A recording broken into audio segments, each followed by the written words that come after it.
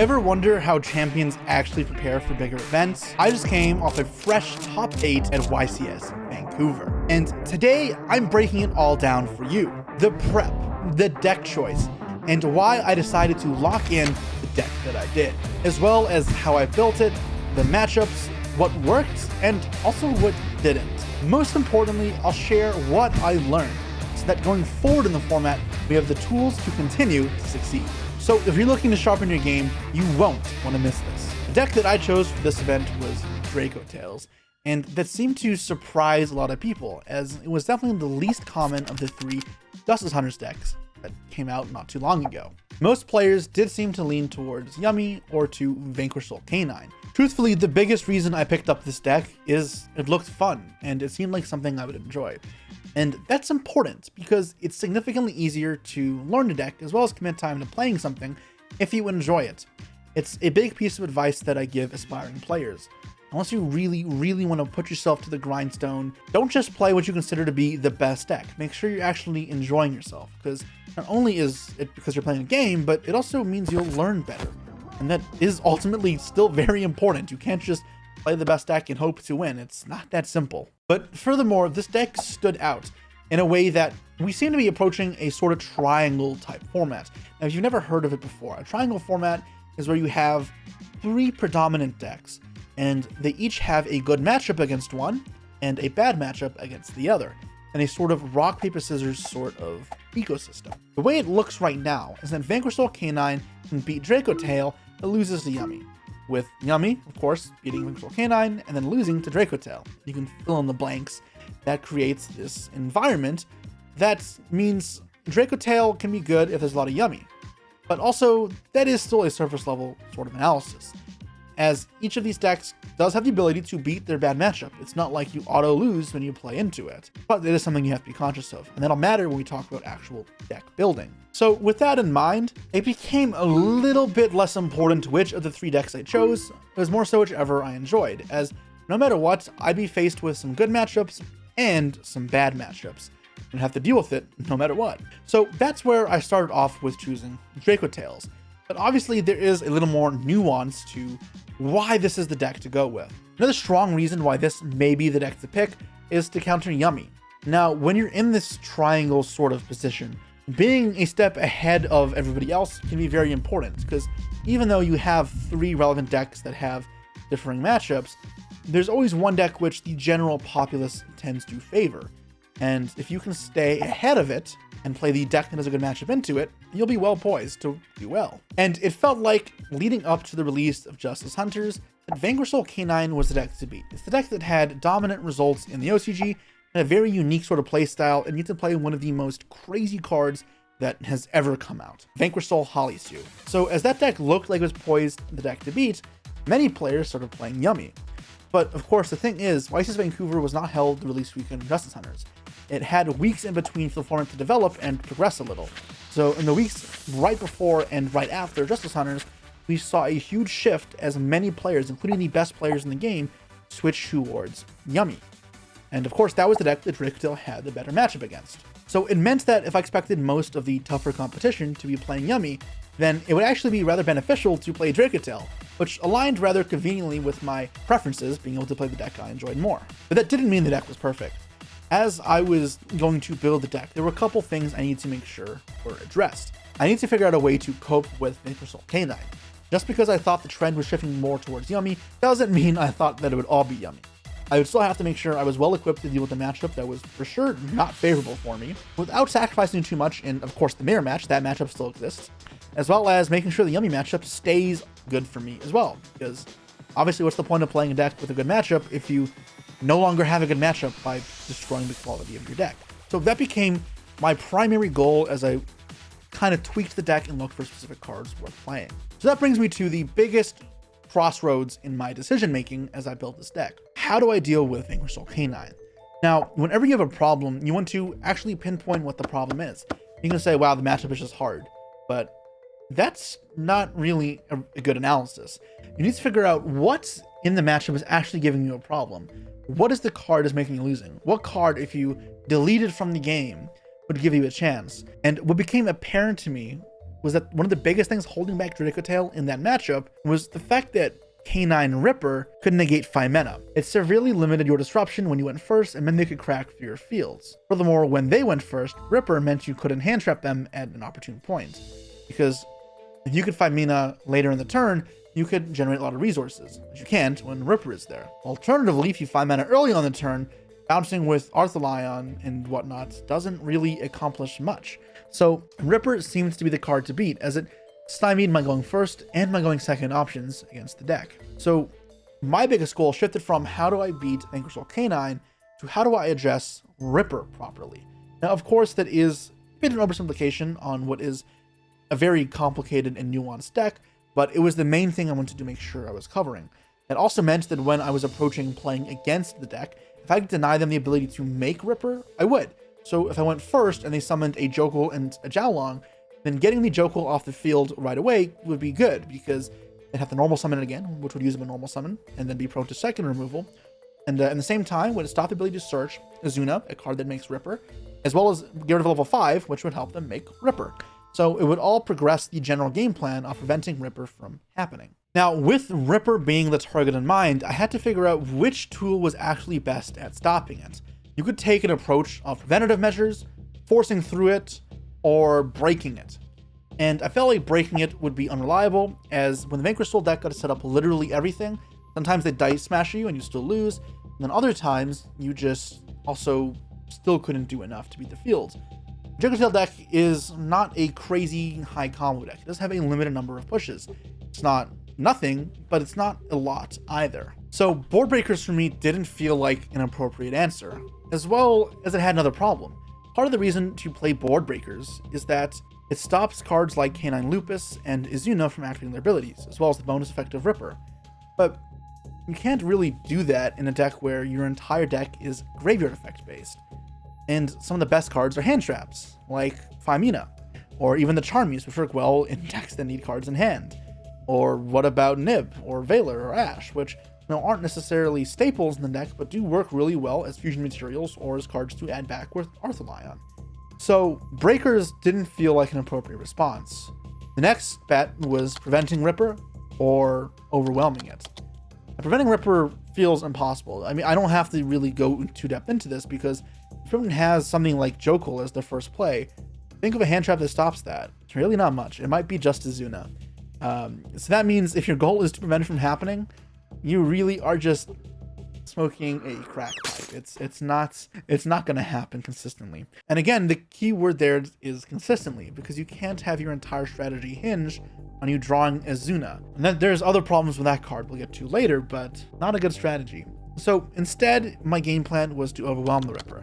Now this may seem stupid, but it's not something we haven't seen before. And when I mention this, it'll click in your head, it'll make a lot of sense, and it almost astounds me that players haven't talked about it. When we played versus Snake Eyes, it was often very frustrating to deal with, because hand traps early on felt like they did nothing. Hitting cards like Snake Eye Ash and Dive Bellstar didn't do a whole lot when the Fainsmith cards followed shortly. One of the better things to do if you had a power hand trap like Nibiru was hold on to the Nibiru for later, and then later use the Nibiru in tandem with another hand trap to beat the Appaloosa and truly have a devastating impact. What's the difference between Appaloosa and Ripper? I mean, yes, they are very different cards, but when you isolate all their other random effects, when you look at it in the specific scenario that you need it in, of negating a hand trap, it's the same thing. Appaloosa is once per chain. Even though it's not once per turn, you can always maneuver it away that once per chain pretty much turns it into once per turn, in the same way that Ripper is. So when you take that same approach, you end up with a deck that is built sort of like the Snake Eye deck from last year, which some people may not like. It is a hand trap heavy deck, but it suits this deck rather well. That means you want to pair a card like Valor or Ogre, a way to stop Ripper or get it off the field, alongside a more impactful hand trap like Famina or Nibiru, all being kind of fueled by the Charmies, which no longer feel bad to resolve, because even if they're giving you draws, you're drawing hand traps to stop them from dice smashing you, which is always the biggest fear of playing this deck, or playing those cards in this deck or in other decks. That led me to the sort of build that I ended up with, where I have an abundance of hand traps. In fact, it should be 20 hand traps when you're counting 5 mana. And post side, you can up that number drastically as well. This is important because it means I'm always interacting on my opponent's first turn in pretty large ways. That is the appeal to this deck.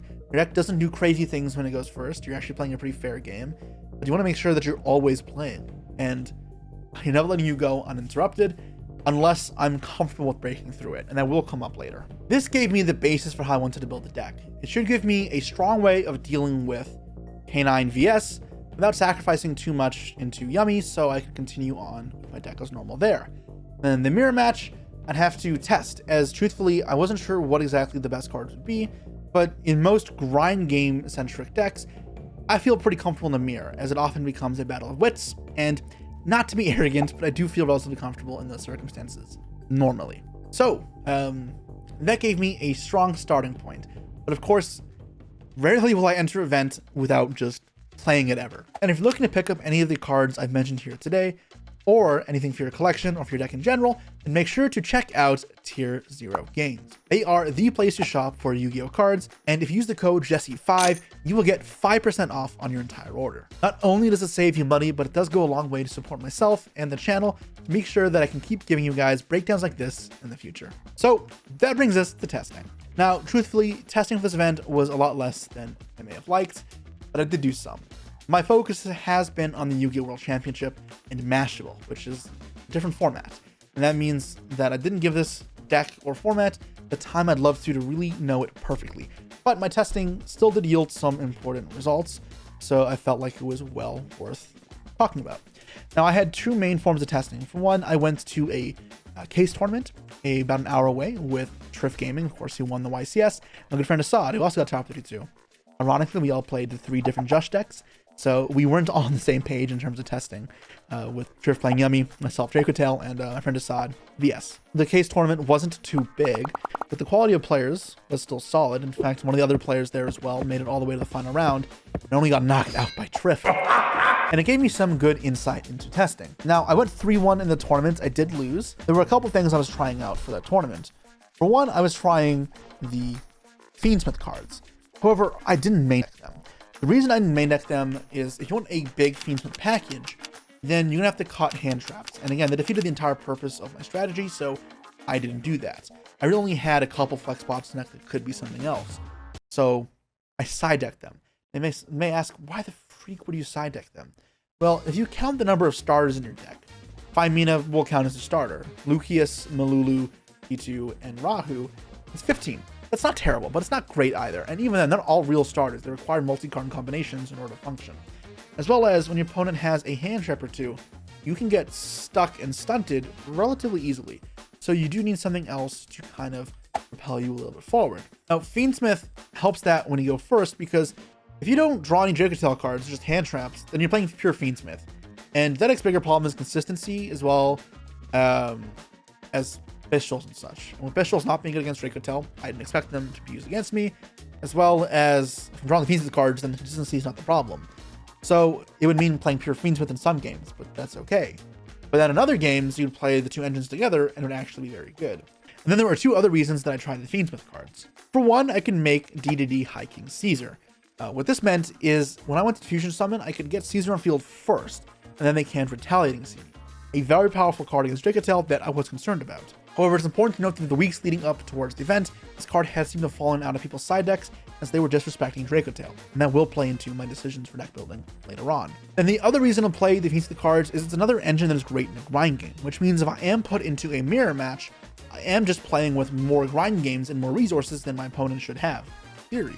Now, I never actually got to test this out. Unfortunately, I was the only Draco-Tail player at this event, and I never got to play test any mirror matches with Fiendsmith cards, but I don't know if this is true. And it's something I'd still like to test in the future, so I'll leave it to you guys to figure out if that's a true sentiment or not. But I tested these, and they worked okay. Now, the problem with any Fiendsmith deck is to make it work fine on itself, you have to play cards like Fiendsmith and Paradise, and like, that's fine, but it does mean that you are just side decking bricks, which doesn't feel great. It does mean you are putting in cards that are kind of, sus. My losses in the tournament were effectively just 2 games to Blue Eyes. I did get 2-0'd, and both games went about the same, where I got interacted with on my normal summon of Lucius, and I had nothing else I could do.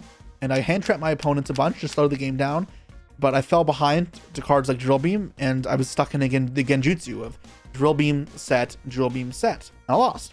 And you could argue the problem there was Drill Beam, but to me the problem was clear. I needed to have more ways to side an engine.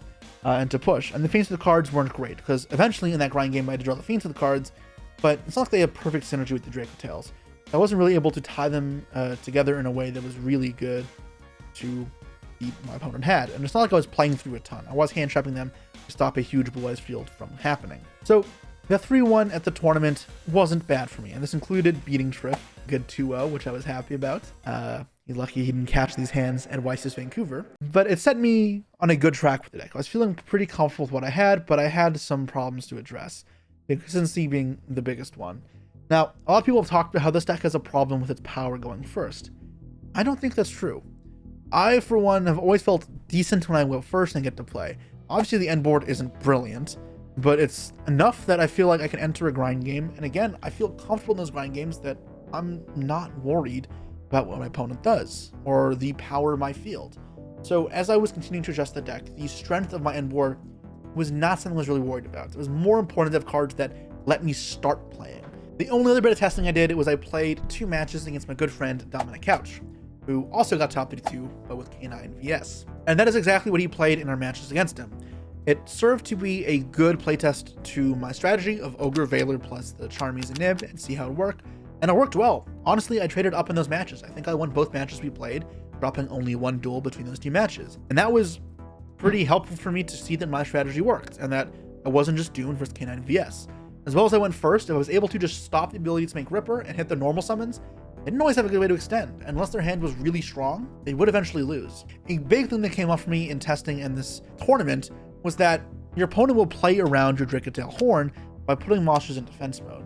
It's important you leave monsters in attack mode, that way you can bounce your own monsters with horn, because you may need to draw a hand trap, which will be important, or trigger Gulimel's pop effect. Being able to give yourself a chainmail Dracotail is important. So I do think that was an important pickup for me to pay attention to, because sometimes you have an option to summon cards defense, and I think you should mostly be opting for attack mode. And then the last thing I kind of discovered from playing this tournament were there's several hands where I would draw a bunch of spells or traps.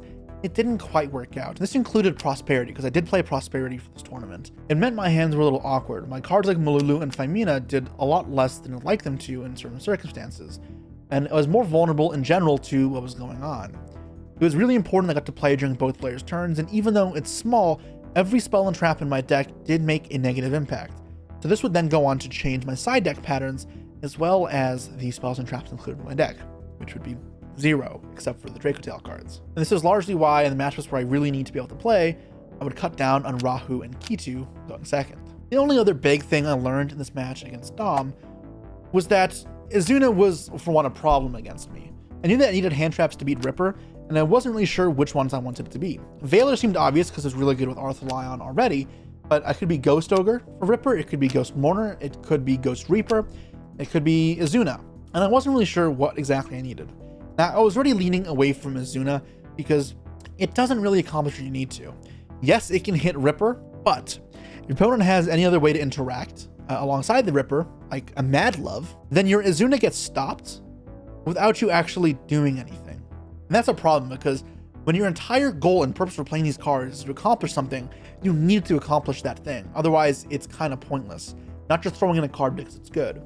So while you can argue Izuna is better than any one of the cards I either mentioned, like Ogre, Valor, or whatever, if it's not doing what I need it to do, why the reason I play it for, then it doesn't have a place in my deck. And that is ultimately why I'd considered it, but it ended up not being a card I played. But as I was playing against Dom, yeah, the thing he kept doing was Ripper on my turn, untargetable with Izuna.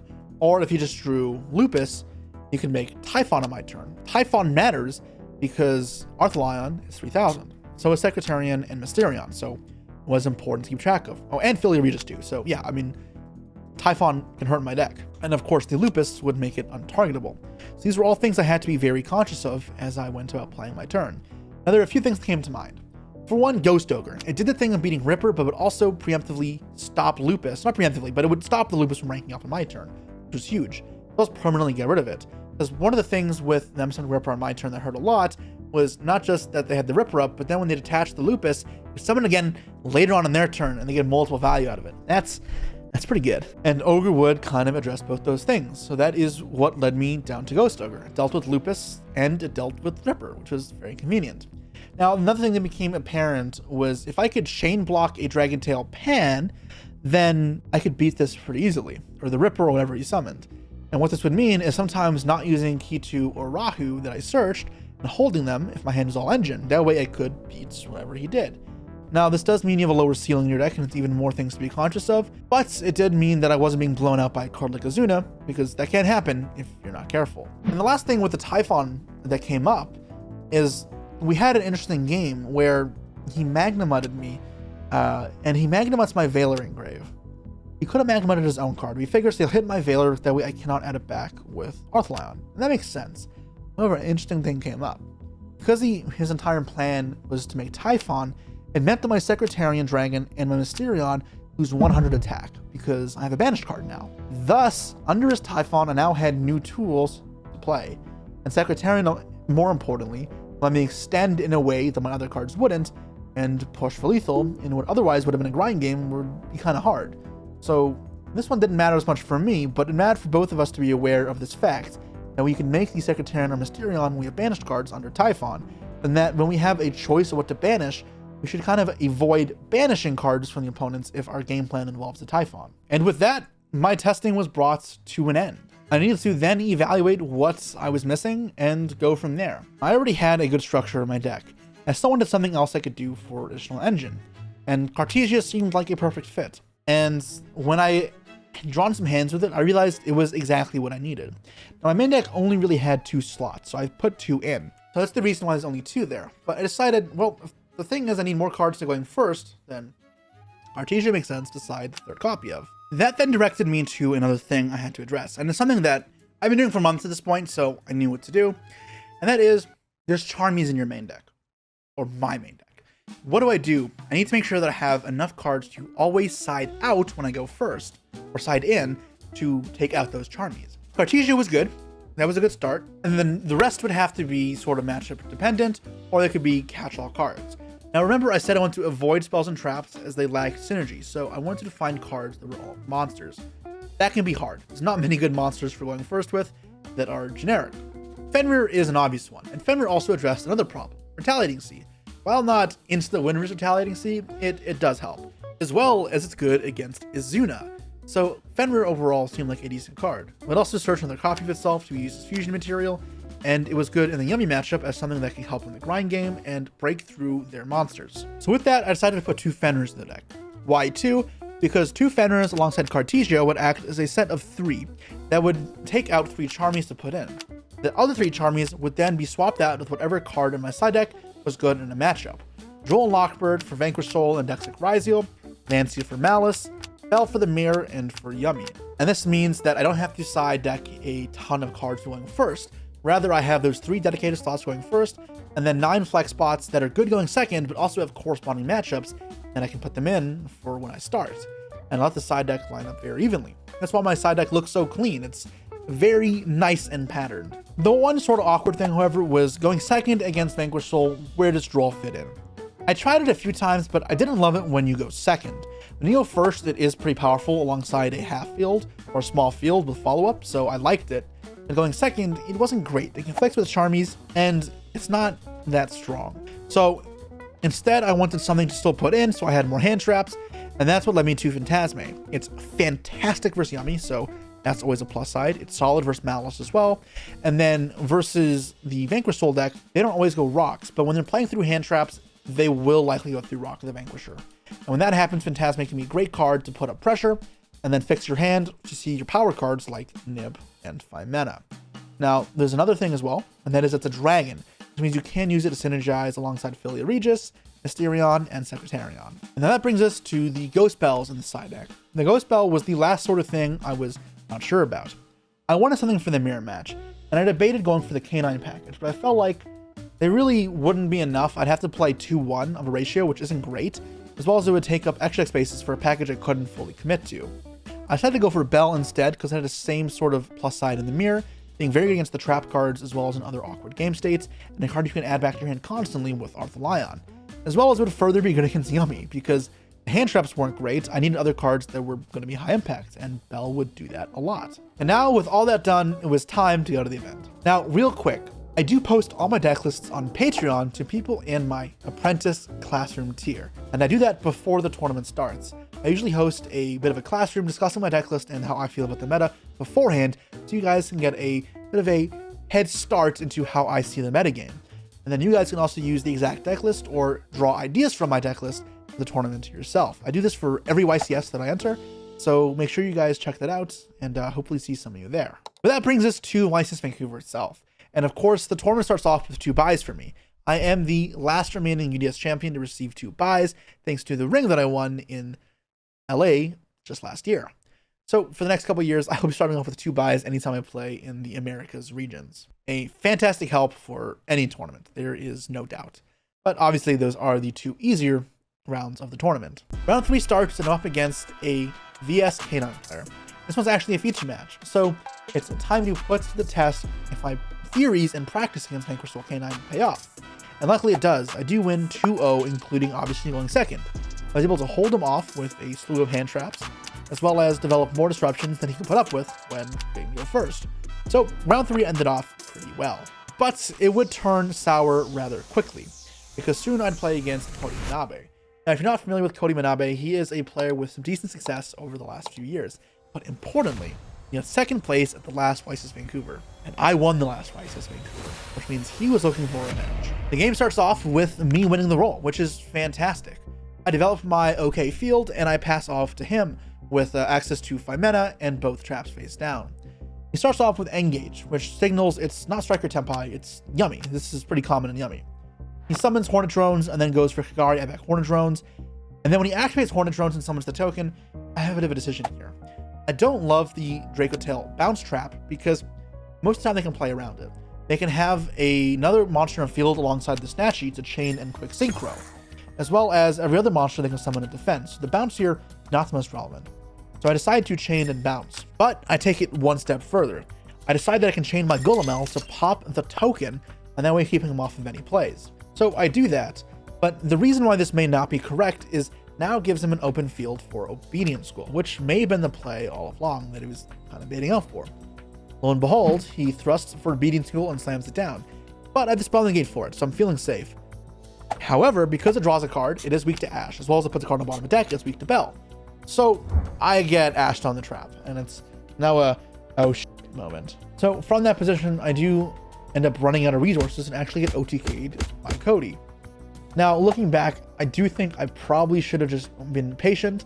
I can win a grind game versus Yummy, no problem. In fact, that's when I thrive. I need to make sure I don't die. And using my disruptions early meant it was easy for him to OTK me after he had the 1 stop for my 1 trap card. And that meant I was off to game number 2. This game ends up being super easy. I have an Ash in my hand, and I have the spell negate face down, which I make sure to hold for Obedience School. Eventually thrusts for it. I decided to just negate the thrust in case for whatever reason he plays evenly matched, and he concedes shortly after. So not a huge problem. Don't even have to use the Ash. Game 2 ends neatly for me. Game 3, I draw a hand of Perulia, Fualos, and Ash Blossom, as well as like a Lucius and a Malulu. So like the hand is pretty good. I'm feeling pretty happy with what I have. I draw face Perulia him, so he needs Engage, Drones, or Obedience School to play without giving me a draw. Start off the Obedience School. Now I look at my hand here, and I'm like, I want to Ash here first, because I want to encourage draws from hand, and then get him stuck under double Charmies. So I Ash the Obedience School, and it resolves. I'm like, okay, pretty good. Then he activates another Obedience School, which for some reason not once per turn. So here I'm like, I have to chain Fualos, and I get hit with Call by the Grave on Fualos. So at this point, you can see I have 2 cards in hand, and Obedience School is resolving. I lose this game. He sets the Star Hand board up with a Snatchy, passes turn back to me, and I cannot do anything. I do lose this game very swiftly, and that leads me into my first loss. From that point, I play against another VS K9, which I'm able to 2-0 rather effectively in the same sort of fashion. Where I go first, I'm able to swiftly win, and when I go second, I have the hand traps to stop Ripper, and then Nib, Phantasme, and Phymena are the cards that dominate the rest of the duel. And that brings me to round number 7, where I play my only Dracotail mirror match all tournament. And I lose the die roll, which not a big deal, and he sets up a standardist field pretty similar to what I'd been doing. But with my Dracotail Rahu being negated by Dracotail Flame, I start falling behind in cards. And eventually his cycle of traps is just too much for me, and I'm unable to keep up, losing game 1 rather simply. Game 2, I get to go first, open up Fenrir and Cartesia, which is a fantastic start, and I kind of just dominate him, and there's not much that my opponent can do. They end up using Arthur Lion with 5 mana on my turn, and I banish the Arthur Lion with Fenrir, and then they summon Arthur Lion again on my turn. I block it with Secretarian so they can't do anything, and then I Fenrir banish it again. So now they have 1 Arthur Lion, and they finally stabilize the position, but when it gets back to my turn, I'm still pretty healthy in cards. They have 1 Arthur Lion left. It's incredibly downhill from there. Quickly, they'll concede. And that brings us to game number 3. The opponent starts off with a Fenrir and searches Fenrir. Then they start with Kitu. Now, at this point, I have an Ash in my hand. I don't love ashing here. However, I feel like starting Kitu is usually a sign of weakness. That means his only other card is either a Rahu or he has nothing. So I decide to ash this here. He then goes for Izuna, which sucks, but I do have Valor. So I get to Valor the Izuna, make sure that the whole loop doesn't go down. His Ripper would screw me over, and I don't have any more hand traps to block from there. From there, he activates Rahu. Rough. One of the times that drawing the spells works in his favor. I pretty much opened up the Izuna for him, and now he gets to resolve his fusion effects and set up a field. Now, because I just stopped Kitu and it was awkward for him, it doesn't end on everything. He is able to add Urgula back to his hand. He draws a card of Shadal Beast that I don't know, and sets only Dracotail Flame. He sets the card I don't know, which was after he searched as well. So it could be Dracotail Horn, it could be something else. He passes. He uses the Dracotail Flame and uses the Fenrir, and there's not much else he has going for him. He has the Urgula in hand. He has the Fenrir on field and the Izuna on field. And I'm at the point where I can now resolve a Rahu. And with the Rahu, I'll summon Golemel, Urgula will set Kitu, and I'll be able to kind of roll away with the game in a way that he can't cope with. However, as I send the Urgula and use its effect, my opponent chains the Draco-Tail Horn, which I did not know was there. He bounces his own Izuna to his hand, which makes sense. So I'll give him access to a Ripper play. And he draws 5 Mina. Because he has Urgula in hand, and you guys know this, he gets to make Golemel, and I have a Dracotail trap face down with Golemel and a Kitu. And he gets to make the Golemel, Urgula pop 1, Golemel pop the other, and just like that, I'm out of there. Which was rough, because it was a game that I'd clawed back, and I'd say I was definitely in the winning position. But unfortunately, the draw 5 mana there did screw me over. And I had an Urgula in my grave as well, the 5 mana engrave. So even if he had only Ash that he drew off the top, then my Golemel plus trap face down and Golemel on the field would have been enough to still stay in the game just fine. But I do lose there, and that puts me into 5-2, which means I have to win the last 3 rounds of Swiss in order to make top cut. Last round of day 1, I'm actually playing against Kai Hari, who's a well-known Labyrinth player. And I win the roll and get hit with a D barrier. Thank you, Arius. Right away. He's able to loop the D barrier with cards like Transaction Rollback and Lovely Labyrinth, and I do lose game 1 pretty decisively. Game 2, however, he's not able to repeat the same thing. No turn 1 D barriers. I win the grind pretty decisively with a constant flow of 3,000 attack Arthur Lions and Urgula pops and Pan pops. The Labyrinth cannot keep up with it. It is power crept. That brings us to game 3, and after a slurry of plays from the Labyrinth opponent, he is not able to find D barrier. A backjack just finds him an impulse, and with an impulse and a pop face down, I'm well able to clear out every single last card he has, put into 0 cards, hand or field, and pass with some Dracotail face downs, and very quickly the match spirals into a defeat for him.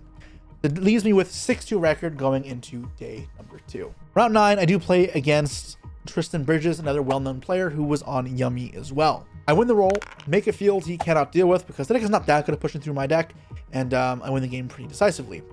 Game 2, I draw Fenrir, and some other nonsense. So I'm like, oh, I'll probably lose this game. And then he goes set 2 and pass. I think pretty rough start from him. I draw, Fenrir search. No, I already had that Fenrir, so don't search. Attack and pass. I can't do too much. He draws, passes back, and then from there, he's dead. Pretty rough start from Tristan there, and leaves me 2-0 into the final round of Swiss. The final round of Swiss, I play against the only Rizal Mitsu I've played against all tournament, which was very interesting. I set up my standard turn 1 field going first. I won the roll, and he pushes through with Rizal cards. He makes Exciton, but ends up being a huge blunder because I'm actually behind in cards at this point. So the Exciton is unable to activate, and it doesn't force any disruptions just yet. He presses forward, and I pretty much mitigate all the Rizal cards with the Draco-Tails, and then he uses the Mitsu cards for the final push. I 5 mana fusion to make Philia Regis, to control the graveyard a little bit, and set up some disruption. He's able to fully clear my field, but I'm able to set fusion cards so that I'm still able to play on the next turn, and he's not able to answer, as well as cards in hand so that the Ame doesn't just ruin my life. He ends with the Prayers face down and a Purification with Ame, and that's it. With the use of Urgula Engrave and Pan Engrave, as well as the float of Guillermo and Arthur-Lion, and then my 2 fusion spells, I'm able to force through all of his back row, and then eventually Filia Regis both copies of his Ame no Murakamo, leaving him with very little to play with, and I win the grind. At this point, it's the only time I'm close to time all tournament. We have a 35-minute game 1, even though it's only a couple turns each, of me just grinding through. I start off the turn with Perulia, and he thinks for a second before going Bonfire for Ice Rizal, sorry. Here I debate for a moment, deciding to just Droll and Lockbird. I decide that it's worth it. My hand was strong enough. I don't need the Perulia to resolve. I think I had like a Key2, a Lucius. I had like 3 engine cards at least, so I was feeling pretty comfortable. I decided instead of committing anything there, is going to pass. I had a Malulu, that's what I had. So I normal Malulu, and then I activate Rahu Diffuse, and he lets it all go through. Then I summon Arthur-Lion, I bounce back, I set Key2, I use Key2, and he draws an Resolution there. But it really doesn't do much. From there, I'm able to summon Malulu, and then 5 mana fuse, and it's 4 summons. It is just enough to go for game. So with that, I do decisively win 2-0 on the bubble as well, and I make it to top 32. In the top 32, I play against another VS K9 opponent, and I don't remember much about this match. I remember winning in like 5 minutes. My deck did exactly what I needed to do. I'm pretty sure both games actually end with me going second and nibbing him for like every card he has, and then he just loses, which is super cool. That brings us to the top 16, which is a feature match, and I think is a super cool one. I do lose game 1 after a bit of an awkward hand. I'm able to stunt his plays, but my hand isn't very strong in engine. So I normal summon, when I'm pressed with a position of do I normal summon a Lucius or do I normal summon a Malulu? And he has a 1600 defense monster field. I decide to normal summon the Lucius as my starter card, even though it's worse than Imperm cards, because if I get Imperm, I can at least attack over the monster. He has nothing in hand. However, between a combination of Droplet and such, it doesn't matter, and I still end up losing that battle anyways. And the Snatchy does just beat me the next turn. It is important that in this game state, Ghost Ogre on Snatchy ended up being very useful. It came up a couple times all tournament. I didn't expect Ghost Ogre to be so good against Yummy, but honestly it was pretty good. Game 2, I'm able to go first. I make my standard field, and you guys can see, some people worry about this deck's end field, but my games felt relatively easy. Most of the time I still have plenty of disruptions left over, and the game ends relatively smoothly. That brings us to game number 3, and I draw a hand of Fenrir, Ghost Ogre, Ghost Spell, and I think it was Cartesia. I don't think it mattered what it was. It was a card that was not super relevant. It wasn't Engine though. Maybe it was Rahu actually. No, it was Rahu. It was Rahu. It was Engine card. It was Rahu, which is an okay hand. Double Fenrir is a bit of a shame because it means that Fenrir can't search, and it starts with Obedience School, which signals a couple things to me. For one, it means that he can't go Link Spider. He can't go into Metal Marcher. It means his plays overall are going to be a little bit less. It also means with 4 of the cards in his hand, he's going to have plenty of extenders, so Ogre and Bell can't dream of stopping him. But the nice part about those cards is they play very well going second as well, so I can shift up my game plan. This happens a lot when you draw Fenrir. Instead of relying to prevent the field or weakening the field, you try and break the field with cards like Fenrir and your hand traps being used on your turn. Bell, Ogre, Phantasmite, all cards that can do that. So he makes the field, and then I draw for turn, I draw Nib, which is not actually terrible because Nib can be used on my own turn as well as on the follow-up, and I do expect it to be follow-up, so I don't mind it, although it's not brilliant. I summon the Fenrir, and immediately he goes Yummy to Synchro. Now, here I'm confused. At this point, there is no tuner, or no non-tuner on his field. It becomes apparent that he thinks that the Cupsy summon on his field is a non-tuner. Because it's summoned off Starham, it's a tuner. His plan is to book and move my monster, because making a Herald Arclight here makes no sense. So I think for a second, I'm like, I don't need to Ogre and Bell this. I could force it to resolve and just Arclight over it. But if I Ghost Ogre this, you'll think that he's trying to quick synchro to make the 2. You'll think we're on the same page, even though we're not. And then he'll chain to summon back from the grave, which I can Bell, which will force the surprise that he has set and force him to surprise the wrong monster, because then he won't be able to synchro. And he'll revive a tuner, the Snatchy, and then be stuck. And it'll pretty much use every disruption he has. So I decided to try that and see if it'll catch him, because my hand isn't crazy high quality. And on this point, I don't know that he has no hand traps. So I go for that, and it works. He summons he uses the synchro effect, I Bell it, and then he uses surprise and summons back the Snatchy. And then he can't synchro. Has to make Arclight, I attack over it, and then Rahu. Thankfully, I'm not met with any other hand traps, and we'll start playing. I clear his entire field, and I'm left with the Fenrir field, which is great.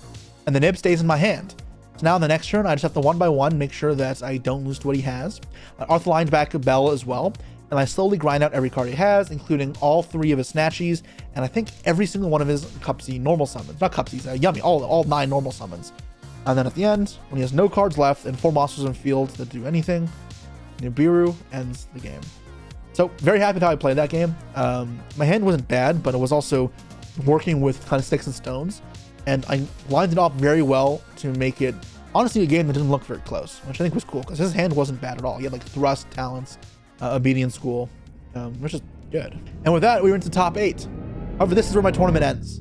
I do lose the roll, and my opponent goes Extravagance, draw 2. My hand at this point is not good. It is 5 mana, Malulu, and 3 Lucius. I have 5 mana, yes, but remember the entire plan versus VS K9 is to have Pine Traps with 5 mana, and I don't. He passes though. I'm like, okay. And then I draw for turn a second Malulu. So hand is 2 Malulus, 3 Luciuses, and a 5 mana. Okay, a normal Malulu and use 5 mana's effect. Or Malulu's effect, sorry. Here he goes Chain Fua, Chain Fua. And there's 2 courses of play. I can go for game, or I can fuse away my entire hand in 5 mana and give him 0 draws. And this is arguably a mistake on my behalf. I try to go for game. He ends up drawing into Crow, Ash, and Holisu with Caesar, and he denies the kill shot, and I do lose the game. Which, if I had just given him 0 draws, maybe would have worked out fine for me. My end board wouldn't have been all that impressive, so which is why I wasn't in love with it. But in hindsight, I think I probably should have just given 0 draws, because that deck is too explosive with top decks. You can't, trying to kill them is so hard. That brings us to game number 2, in which I draw a hand of all 5 engine cards. I think a double pan, a 5 mana, a Lucius, one of those hands again. I hit with Fua Loss. I make a half field. I save a key 2 to fuse if I get Rippered. And I pass. It's already a pan. At that point, he activates Holisu. I'm like, shit. I'm also under Fua. I don't know if I mentioned this already, but I got Fua, so I don't have a full field. I'm like, okay, Holisu's not good. He summons the Raisin, pops my my guy, searches for a Caesar, reveals a Crow in his hand. He searches Borger. I'm like, oh god. And then summons Caesar, pops a back row, then summons Borger, draws a card, and it's just like, I'm so screwed. And by the time it passes back to him, he's like back at 7 in hand, with a Holisu on field, Raisin in hand, Caesar on field, and I'm down so many cards. And with no non-engine in my hand, command is 5 engine cards, I just can't keep up. And I very quickly lose the game. He plays well, in that he applies pressure early on, so I have to find Mina and such early, and just bounce random bullshit just to stay alive. And he's still able to then press later on with future cards and kills me. So he pressured well, and I lose 2-0. Unfortunately, not too much that could be done there. So it does mean I lose the tournament in top 8, but it's okay. It's still another top in the books, as well as it keeps my 9th Canadian YCS top in a row, which is special to me. We're 1 year away from 10, and I'm looking forward to hopefully finishing that next year. But with the tournament in review, I have to decide what worked and what didn't. Now, a lot of my matches, if you didn't pay attention, did end in me just 2-0ing the opponents. Or with some games out of my control, I won the other 2 games rather well. So I was very happy with the way the deck went. One thing that could have maybe changed was Urgula and Pan, the ratios. With the whole game plan of trying to stop Ripper, sometimes you don't want to start Pan because then you can't use it later off of Key 2. And that came up in my top 8 match where it made me play a little worse. Oh, we got ashed when I tried Key 2ing, by the way, in top 8. I said that. Yep. And that made me play more Urgulas instead of Pans, but Pan is very good disruption, which is why I like it there. And if you're not Key 2ing to search it, then you may not always access it. And you also don't always want to Key 2 because you want to save it for a Ripper. So it's a bit of a catch-22, and it's what led me to playing 3, but I'm not sure. Urgula going first is also very good, so maybe it's supposed to be more Urgulas, but I haven't really decided. And it goes to the side deck. Holisu is a really hard card to beat, and you don't have a great answer for it, but I don't have any idea what it could do instead to beat it. I think there's not much. The only thing you can try and do is build bigger fields, but you can't do that in the side deck very effectively, and I think it's too much of a detriment to everything else. I'd rather just hope my opponent doesn't draw Holisu, or my hand has it on engine to beat it, which, I mean, if it has like Nib and Ash maybe, like, you can. It's just in those games in top 8, I didn't. And then there's the problem of the mirror match, which I did lose. It wasn't a dire mirror match, and I didn't win it. I would have won it if I had opponent hadn't drawn 5 mana. However, And some makes me wonder if there's other things I could be doing to improve that mirror match still. Those are the only few things that kind of go through my head as I adjust this deck list. Celine as well, a card never summoned, a card never even needed summoned, and maybe something else could be replacing it, such as Centur-Ion the Geisha to fuse Cartesian Arthur-Lion, or perhaps a second Secretarian Dragon, because it's good in the mirror match. Although, in reality, I was very happy with almost every choice I made, and I don't know how much I would change without changing the entire structure of the deck. Dracotail is flexible, and you can play it in many different ways. So if I choose to build it with, say, tiers, as you guys really want me to do, I don't know how I make that work, but tiers, or something like the Shaddoll package or the King's Swamp package, then I need to rebuild the deck from scratch, because it is an entirely different game plan, right? Even though it is the same core deck and the same similar-ish game plan, the whole strategy I have in mind going to the tournament is different. So have to rebuild from the ground up there. I'm not sure how that would go, but as for this iteration of the deck, I'm happy with it. And I do not think there is a whole lot I would be looking to change. As for why no Shaddolls, no King of the Swamps, all that, I felt like they weren't as good as Cartesia's getting you playing, they weren't as good as Disruption, they weren't as good to fuse with, and all that made TierZero way better. The Shaddoll cards felt to win more. I'd rather fuse away on the Dracotail cards anyways, like more pans, and they didn't get you going, which was important, because they didn't fix the consistency problem that, you know, I addressed in testing. TierZero definitely seemed like the better additional card to play. And that brings me lastly towards another card I could be playing instead of TierZero that I did not know about, did not consider. My YouTube comments brought it up, and that is Perform Pal Odd Eyes Dissolver. It's a pendulum card that in the pendulum zone just fuses. So in theory, it could be good as a polymerization type card, but instead of being a spell, you can also just fuse it away. And unlike King of the Swamp, it doesn't require you to play polymerization. So that could be worthwhile, but truthfully, TierZero's quick effect fuse on either player's turn and to dodge cards like Veiler, and the fact it adds back to fuse again, either as material or as normal summon, are so valuable that I don't know, I still feel like I'd rather keep TierZero in the deck. But these are things to test and consider as we move forward with this deck in the new format. What worked well for me was for sure TierZero and Fenrir as my going first slots. When I did draw them going first, and even sometimes going second, they did feel very good, and they were very strong in this deck.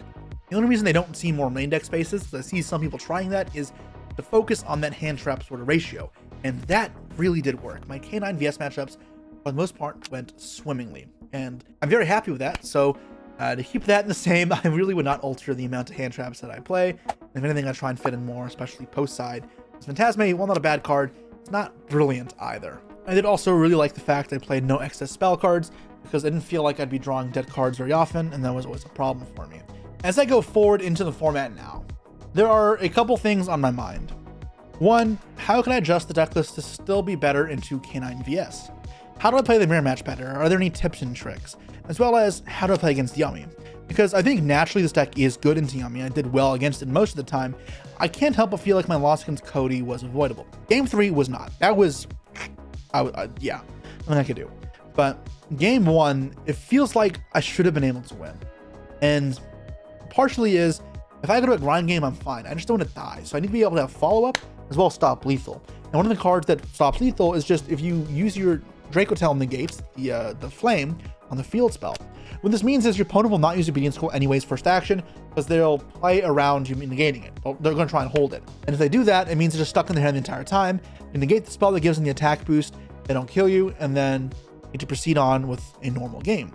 And I think that is probably the way I want to approach it, and see if I can be more conservative and go for a grind game, because we forced the grind game, I feel pretty comfortable. But I need to practice them more and see if it actually works. Because while that only was one game, that still was a game that could have cost me my entire tournament run, right? Any single duel could be the difference between you winning or losing, topping or not topping. Because if I had gotten unlucky in one more round, say my lab opponent Kai in round 8 hit D-Barrier turn 0 again against me, I could have just lost there. It would have been unlucky, but I could have lost. And at that point, I'd have to reflect on were any of my losses avoidable. And if that one wasn't, Cody, the loss potentially was. So working on that is going to be a key point in how I improve. That's a playstyle difference I have to be more astute with. Dracotail mirror as well, I have to be careful of, because I'm not sure if there are any tips or tricks to get an edge. I didn't see any at the moment, but there may be one, and I may have not seen it yet, so I'd like to be sharp. K9 VS is the deck I playtested against the most with, I felt pretty good with, and some improvements can be made for the deck, in the side deck specifically, but I don't know exactly what it is that I'm looking for. A key takeaways from the event is that this type of deck did work. And if you want to take a deck like Draco-Tail to an event, I would take this approach, the hand trap approach, because it is a huge difference from something else, even though it mechanically looks like 35 cards the same as a Shaddoll variant. I think this is what you want to do. And that means there's very few things you can change. You're just changing the slots for other things, like say Ogre for Ghost Reaper, which might be good. I'd like to test it more, specifically against Yummy as well, and the mirror match. But the idea of the core like 20-ish hand traps, and then the rest of the hand traps, that would stay rather constant. It's just some other small things and the cards within the rolls that may change. So I do think that is the way to go moving forward. I think that people's fixation on making this deck's end board stronger is a little bit out of place. The deck does fine when it goes first. You really don't need more. As well as I think this deck is well suited if more and more people start playing Yummy, because the Canine matchup is not as bad as it may seem, as well as your Yummy matchup is quite favorable. As we saw, I did pretty well, only losing to really some unlucky hands and misplays. But let me know what you guys think, and if you think there are any mistakes I made, anything that I missed that's important, because YuGiOh is cool. There's so many things going on, you never know what you failed to see or spot. And if you don't want to miss that, as well as future breakdowns and tier lists or cards to pick up, you guys know what to do. Subscribe and like, because you don't want to miss a single video on this channel. Now that you know all about the Just format and how I approached it, click on this video to beat it and level up your game.